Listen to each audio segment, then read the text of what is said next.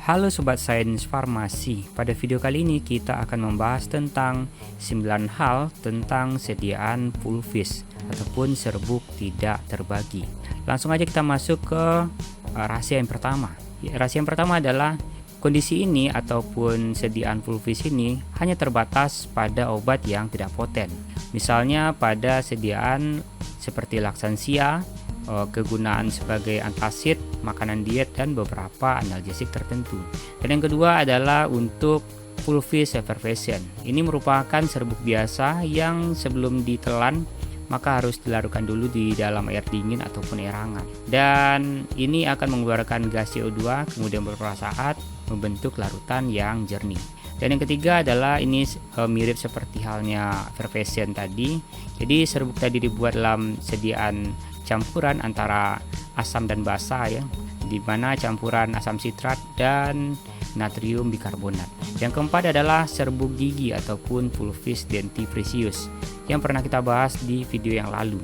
Biasanya menggunakan larutan karmin sebagai pewarna yang dilarutkan terlebih dahulu di dalam kloroform ataupun etanol 90%. Yang kelima adalah serbuk tabur ataupun pulvis adspecius. Jadi ini harus bebas daripada butiran kasar yang dimasukkan untuk obat luar dan tidak boleh digunakan untuk obat luka bakar.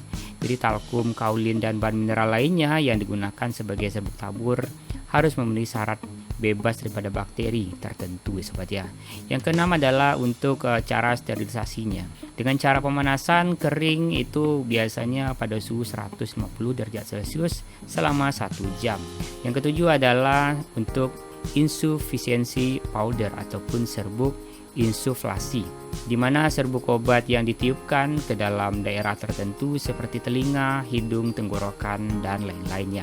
Yang kedelapan adalah untuk serbuk kering ataupun sirup antibiotika yang biasa kita kenal banyak dijual di apotek. Jika akan digunakan maka harus dilarutkan dahulu di dalam air dengan volume yang telah ditentukan atau istilahnya direkonstitusi. Waktu penggunaannya tidak lebih daripada 7 hari persediaannya. Yang terakhir adalah atau yang ke-9 serbuk kering untuk injeksi. Jadi khusus untuk sediaan bahan obat yang tidak stabil dalam waktu akan digunakan maka dilarutkan terlebih dahulu di dalam air steril ataupun air injeksi steril yang tersedia dalam wadah yang tersendiri pula tempatnya. Setelah itu dia akan dilarutkan dan disuntikkan ke dalam pembuluh darah. Oke Sobat Sains, itu aja video kita kali ini dan semoga kamu bisa belajar daripada video kali ini dan sampai jumpa di video selanjutnya.